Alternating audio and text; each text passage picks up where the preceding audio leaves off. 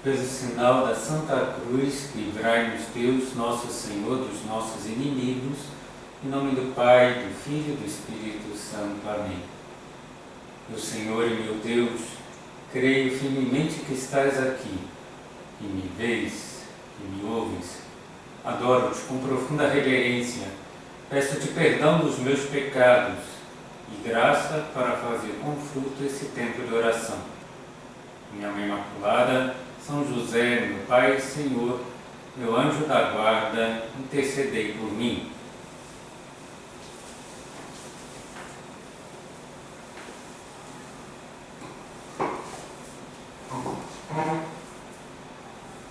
Neste recolhimento de fevereiro, iremos aprofundar na virtude do desprendimento, também conhecido como a virtude da pobreza cristã.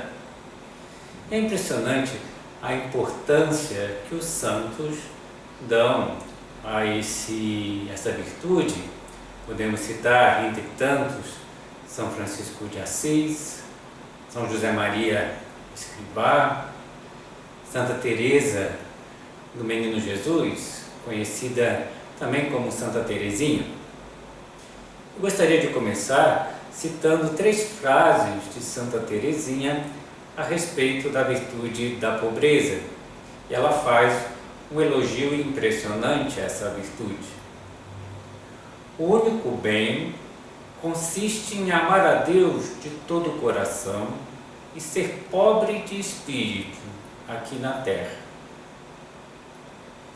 Experimentamos grande paz em sermos absolutamente pobres, em contar só com Deus. A terceira frase: não tenhas medo. Quanto mais pobre fores, mais Jesus te amará. Logo percebemos que essa virtude da pobreza é uma pobreza muito profunda, segundo as palavras de Santa Teresinha, que vai muito além da pobreza material. É um desprendimento profundo do espírito que leva a pessoa a contar só com Deus, leva a pessoa a se abandonar totalmente nas mãos de Deus Pai, confiando que Deus, na sua providência, cuida de nós. E quanto mais desprendidos formos, mais Deus nos amará. E é precisamente sobre essa pobreza de espírito que nosso Senhor Jesus Cristo nos fala na primeira sentença do Sermão das Bem-aventuranças.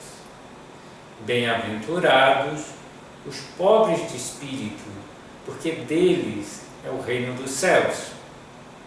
Muitas vezes nós vamos encontrar outras traduções, como por exemplo, bem-aventurados os que possuem um coração de pobre, ou também bem-aventurados os que possuem uma alma de pobre. Essas traduções também são legítimas. Outras vezes nós vamos encontrar simplesmente bem-aventurados os pobres, que precisa ser bem entendido, porque muitas pessoas lerão considerando que Jesus está falando somente da pobreza material, mas vai muito além disso. O texto canônico, ou o texto inspirado, escrito em grego, diz Ptokos tu pneuma, que traduzido palavra por palavra significa exatamente pobres de espírito. Essa pobreza de espírito é central, essencial na pregação e na vida de Cristo. Faz parte da profunda sabedoria cristã. São Paulo, aos de Corinto, escreveu: Vós conheceis a bondade de nosso Senhor Jesus Cristo. Sendo rico, se fez pobre por nós, a fim de nos enriquecer por sua pobreza. Dessa frase há algo de misterioso, algo muito profundo, difícil de entender em toda a sua profundidade o quanto Jesus se fez pobre. Se equivocará quem pensar que a riqueza da qual Jesus se despojou é o acúmulo de bens, de posses, de dinheiro. Jesus se despojou principalmente da sua glória divina, tornando-se um de nós, desprendido até da glória que lhe correspondia pela sua humanidade santíssima, humanidade de uma pessoa divina. Jesus vai mostrar essa glória depois de ressuscitado nas suas aparições e também uma única vez no Monte Tabor. Mas durante todo o resto da sua vida ele se aniquilou, se ocultou, se despojou da sua glória. Aos Filipenses, São Paulo explica: aniquilou-se a si mesmo, tomando a forma de servo, fazendo-se semelhante aos homens. O reconhecido escritor espiritual Jacques Philippe chega a dizer que a pobreza de espírito é a chave da vida espiritual, da santidade, da fecundidade no nosso apostolado, bem como de toda a felicidade. A primeira bem-aventurança, bem-aventurados os pobres de espírito, seria, a seu ver, origem de todas as outras bem-aventuranças, e até mesmo as outras estariam contidas nesta primeira. Somente os pobres de espírito, os que se tornam pequenos diante de Deus, é que recebem plenamente a graça de Deus, a graça do Espírito Santo. A Virgem Maria, que se considerava pequena, portanto pobre de espírito diante de Deus, e era cheia de graça, canta no Magnífica: derrubou do trono os poderosos e exaltou os humildes. Como Deus dá sua graça aos humildes, exalta os humildes, os pobres de espírito. Essa é a boa pobreza. Não se trata, como estamos considerando, de uma pobreza apenas negativa, que sempre foi e deve ser combatida pelos cristãos e pela Igreja. A miséria material deve ser desterrada. As pessoas precisam do mínimo para viver. Também não estamos falando da pobreza moral, da falta de virtudes, de valores, de qualidades, pois são necessárias para seguir a Cristo, que era perfeito homem e tinha todas as virtudes em grau máximo. Essa pobreza espiritual é fonte de vida espiritual, é fonte de graça, é fonte de alegria. Santa Teresinha afirma: não existe alegria comparável a que goza o verdadeiro pobre de espírito. Mas em que consiste propriamente essa pobreza de espírito? Consiste em não estar preso a nada, em estar desprendido, não está preso nem mesmo à sua imagem, à sua honra, à sua opinião, ao seu modo de ver, ao seu prestígio, às suas conquistas, ao seu status, aos seus talentos. Certa vez eu recebi por internet uma história sobre um senhor VIP, uma pessoa muito importante, que estaria em um aeroporto. E leio a história. É dada como verídica a história de um homem que soube, no aeroporto, do cancelamento do voo em que iria viajar. Ele correu ao balcão da companhia, passou à frente de toda uma fila de pessoas e se dirigiu ao funcionário que atendia dizendo: eu tenho que ir no próximo voo e de primeira classe. Trate disso imediatamente, meu rapaz. Terei prazer em servi-lo, senhor, respondeu amavelmente o funcionário, tão logo termine de atender essas outras pessoas que chegaram na frente do senhor. E o passageiro especial ficou furioso e se pôs a gritar: você tem ideia com quem você está falando? Sabe quem eu sou? Sabe quem eu sou? Aí xingou o rapaz, seu idiota. O funcionário não reagiu à agressão e seguiu trabalhando, o que deixou o passageiro VIP ainda mais irritado, que dizia continuamente: sabe com quem está falando? Sabe quem eu sou, rapaz? Sabe quem eu sou? Sem replicar, o funcionário pegou o microfone e falou pausadamente e ressoou pelos altos-falantes do aeroporto: senhoras e senhores, peço a atenção de todos, por favor. Temos um passageiro que não sabe quem é. Se alguém pode ajudá-lo a recuperar a memória ou descobrir a sua identidade, favor entrar conosco no balcão junto ao portão 6. Muito obrigado. Sabe quem eu sou, rapaz?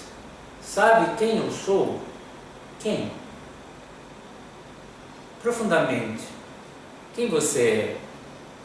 Despojando-se do seu dinheiro, do seu cargo, das suas conquistas.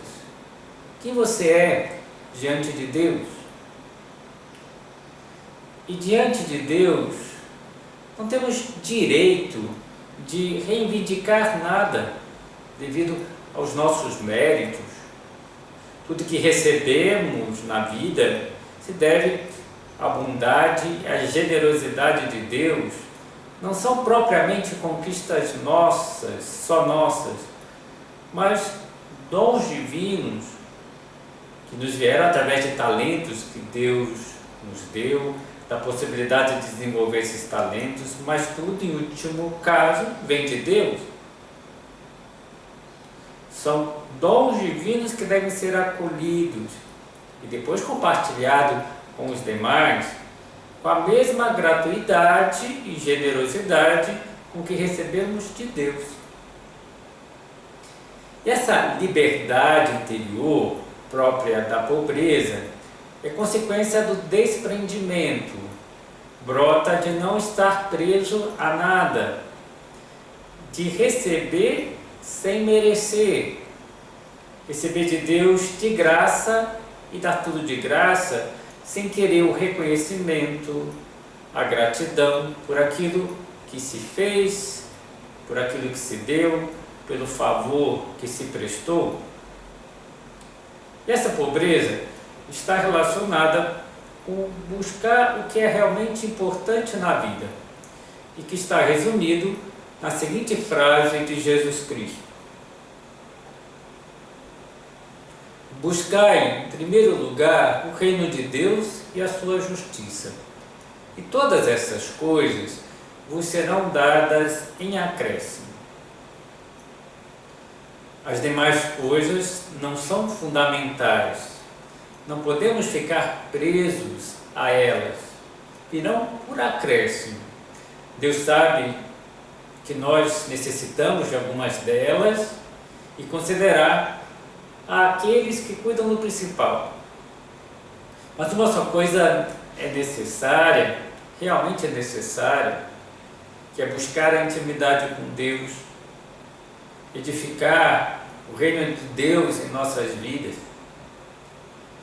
Por isso Jesus afirmava: não andeis preocupados com a vossa própria vida, quanto ao que haveis de comer ou beber, nem pelo vosso corpo, quanto ao que haveis de vestir. Não é a vida mais do que alimento e o corpo mais do que as roupas? Contemplai as aves do céu, não semeiam, não colhem, nem armazenam em celeiros, contudo vosso Pai Celeste as sustenta. Não tem de vós muito mais valor do que as aves? A buscar o reino de Deus, as outras coisas não serão dadas por acréscimo.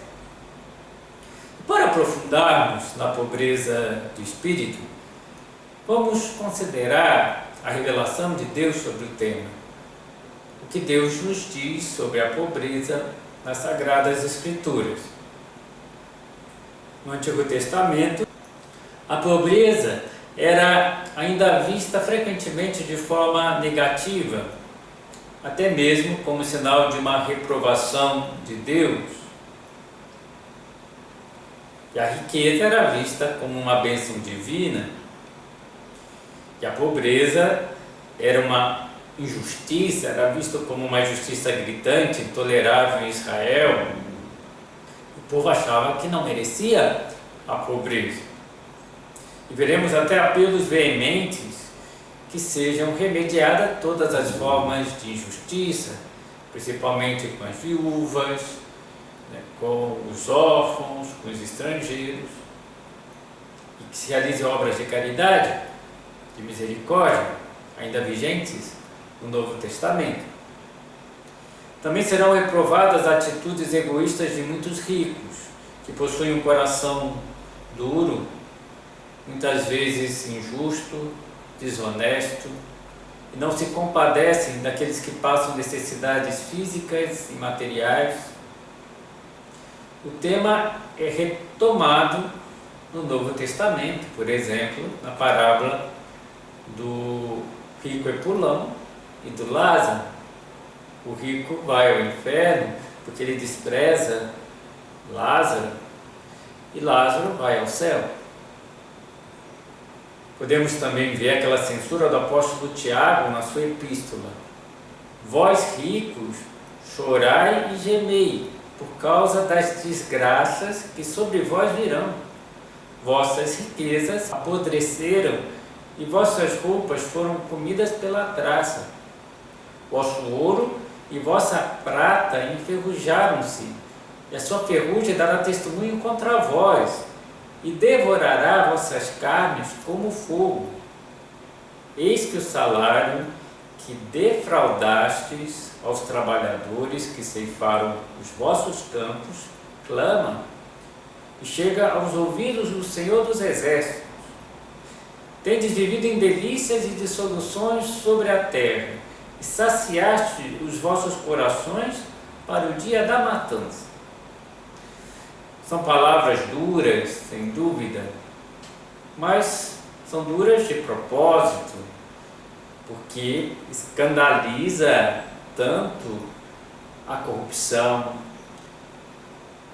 tão presente ainda na nossa sociedade, os desvios de verbas, quantos políticos se enriqueceram à custa do dinheiro público, que deveria ter sido usado para em prol do bem comum da população, principalmente dos mais carentes. Quantas injustiças são provocadas pelo apego ao dinheiro. Mas no Antigo Testamento, principalmente depois da destruição do Templo de Jerusalém, do exílio da Babilônia, se desenvolve uma visão positiva da pobreza. Se poderia dizer que é desenvolvida uma espiritualidade da pobreza, em que emerge uma figura, a figura dos pobres do Senhor. Os pobres do Senhor não são apenas os financeiramente pobres, mas também os frágeis, os pequenos, os humilhados, os aflitos, os oprimidos, os indigentes, os infelizes, os de coração partido, etc. Nessa profusão de termos que descrevem os pobres do Senhor, está presente, antes de tudo, atitudes interiores, boas disposições do coração, como a humildade, a mansidão, a simplicidade e, especialmente, a esperança posta em Deus. O principal termo em hebraico para exprimir a ideia de pobre, de pobreza, essa pobreza de espírito, é anav, que pode ser traduzido tanto como pobre, manso, humilde. E a ideia fundamental nas Sagradas Escrituras é bastante clara. Os pobres do Senhor são aqueles que se encontram em uma situação humana dolorosa, de precariedade, sofrimento, humilhação ou algo análogo, e por causa dessa situação só podem contar com Deus e colocam toda a sua confiança em Deus. Sem apoio nem socorro na terra, à mercê da angústia, só lhes resta uma coisa: clamar ao Senhor. E penso que nessa situação atual que estamos vivendo de pandemia, do coronavírus, muitas pessoas, ao experimentar a tremenda fragilidade humana, ao se aperceberem da nossa situação tão frágil, entendem essa incrível pobreza humana, que pode se tornar também pobreza de espírito se clamamos ao Senhor. Utilizando, por exemplo, aquelas palavras do livro dos Salmos: não fiqueis longe de mim, pois estou atribulado, vinde para perto de mim, porque não há quem me ajude. Então, considerando o que significa essa figura dos pobres do Senhor, há no início uma realidade sem dúvida dolorosa, negativa, mas que se torna depois extremamente positiva. Os pobres do Senhor experimentam cedo ou tarde a bondade e a fidelidade de Deus, e se abrem ao espiritual e saboreiam a bondade, a misericórdia, a fidelidade, a ternura divina,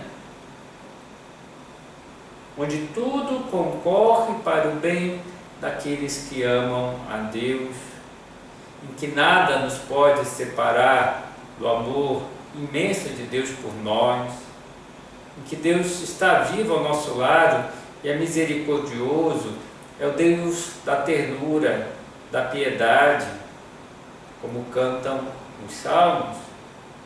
Deus torna-se o nosso refúgio e a nossa força, o nosso conforto. E são numerosíssimas as passagens do Antigo Testamento, principalmente do livro dos Salmos, que nos animam a colocar toda a nossa confiança em Deus. Citarei apenas um deles: vede, este miserável clamor, e o Senhor ouviu, de todas as angústias o livrou. O que torna mais difícil essa questão é que a intervenção divina a favor do pobre nem sempre ela é imediata. As promessas das bem-aventuranças às vezes parecem demorar, até mesmo não chegar nunca. Enquanto os pobres parecem esquecidos, quantas pessoas choram sem serem consoladas, quantos têm fome e sede de justiça sem serem saciados. Contudo, devemos ter essa certeza: Deus é fiel, os seus prazos são misteriosos. Porém, muitos não resistem a essa provação do tempo, da duração, do aparente silêncio de Deus, que também está descrito no Salmo 13. Até quando, Senhor, de todo vos esquecereis de mim? Por quanto tempo ainda desviareis de mim os vossos olhares? Até quando aninharei a angústia na minha alma, e dia após dia a tristeza do coração? Até quando se levantará o inimigo contra mim? Olhai, ouvi-me, Senhor, ó meu Deus. Mas mais adiante, vemos o salmista que dá a volta por cima e faz um ato de profunda esperança. Eu confiei na vossa misericórdia. Antes possa meu coração regozijar-se em vosso socorro. Então cantarei ao Senhor pelos benefícios que me concedeu. Então, a resposta do Senhor é certa, segura, mas não é previsível, não é programável. E há um tempo, o tempo da paciência, que prepara o nosso coração para acolher melhor o dom de Deus. Muitas vezes, Deus não dará exatamente o que pedimos, mas dará coisas melhores. E normalmente nos dará coisas espirituais. Vejam essas palavras de Cristo. E qual o pai de entre vós que, se o filho lhe pedir pão, lhe dará uma pedra? Ou também, se lhe pedir peixe, lhe dará para o peixe uma serpente? Ou então, se lhe pedir um ovo, lhe dará um escorpião? Pois se vós, sendo maus, sabeis dar boas dádivas aos vossos filhos, quanto mais o Pai Celestial dará coisas boas, o Espírito Santo, àqueles que lhe pedirem. A pobreza de espírito é reconhecer que nós não somos senhores do tempo, nem das melhores soluções, mas Deus sim é o Senhor, que dará o que mais nos convém no tempo oportuno. Não podemos querer que Deus se amolde aos nossos esquemas, às nossas previsões. Não podemos querer que Deus se submeta às nossas vontades e desejos. Nós que devemos nos submeter à santíssima e amabilíssima vontade de Deus, sabendo que Deus tem uma profunda sabedoria. Deus sabe mais. E essa verdadeira pobreza de espírito gera paciência, humildade, mansidão. Há umas palavras no livro do Deuteronômio que descrevem a ação de Deus durante os 40 anos que o povo eleito andou pelo deserto, antes de entrar na terra prometida. Lembra-te de todo o caminho por onde o Senhor te conduziu durante esses 40 anos no deserto, para humilhar-te e provar-te, e para conhecer os sentimentos do teu coração, e saber se observarias ou não os seus mandamentos. Humilhou-te com a fome, mas deu-te por sustento o maná, que não conhecias, nem tinham conhecido os teus pais, para ensinar-te que o homem não vive só de pão, mas de tudo o que sai da boca do Senhor. Tuas vestes não se gastaram sobre ti, e o teu pé não se inchou durante esses 40 anos. Reconhece, pois, em teu coração que assim como um homem corrige seu filho, assim te corrige o Senhor, teu Deus. Foi uma experiência dolorosa do deserto, sem dúvida, 40 anos caminhando no deserto, mas Deus se mostrou fiel e providente. Quando foi necessário, Deus alimentou o seu povo com maná.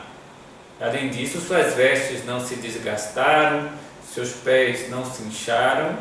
Deus estava por trás de todos esses cuidados.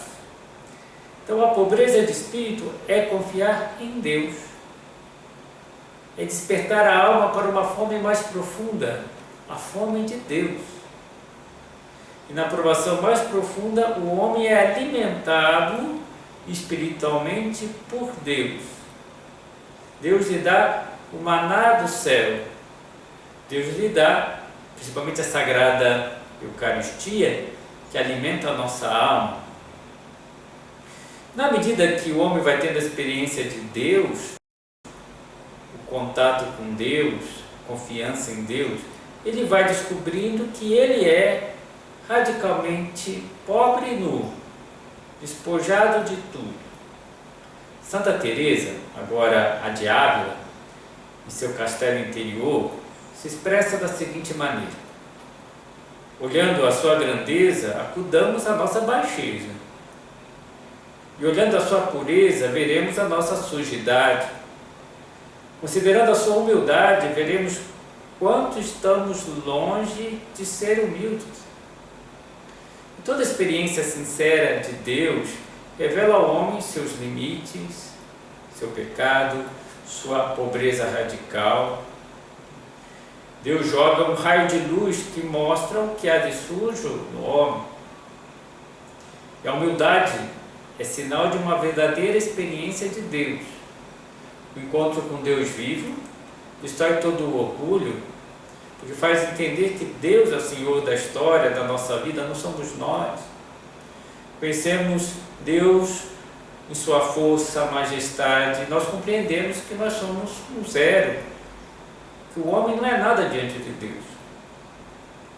Claro que depois veremos que somos filhos de Deus, Deus nos ama muitíssimo, mas por nós não somos nada.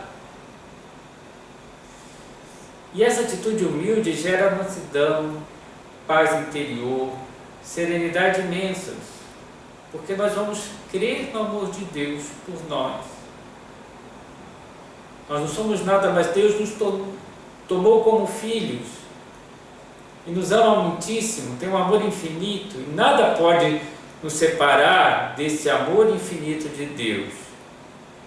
E cremos que tudo concorre para o bem daqueles que amam a Deus. Aprendamos dessa mansidão do próprio Cristo, que dizia: aprendei de mim, que sou manso e humilde de coração. Encontrareis descanso para os vossos corações. E vemos que mesmo na paixão e morte, Jesus está sereno. Que aquilo que para os demais era um triste fim, não era assim aos olhos de Deus. Para ele era a prova do maior amor, prova de amor maior, não há do que dar a vida pelos seus amigos. Era a vitória sobre o pecado, sobre o mal, sobre a morte, essa é a sabedoria de Deus.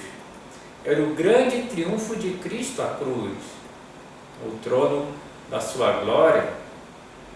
Na próxima meditação do recolhimento, nós iremos concretizar um pouco mais como podemos ser pobres de espírito. Iremos considerar a pobreza em 4 campos: a pobreza na relação com Deus, a pobreza com relação a si mesmo, a pobreza com relação ao próximo, ao outro, e a pobreza na relação com os bens materiais. Dou-te graças, meu Deus, pelos bons propósitos, afetos e inspirações que me comunicaste nessa meditação. Peço-te ajuda para os pôr em prática. Minha Mãe Imaculada, São José, meu Pai e Senhor, meu anjo da guarda, intercedei por mim. Informo que as meditações anteriores se encontram no canal do YouTube de Padre Flávio Sampaio de Paiva.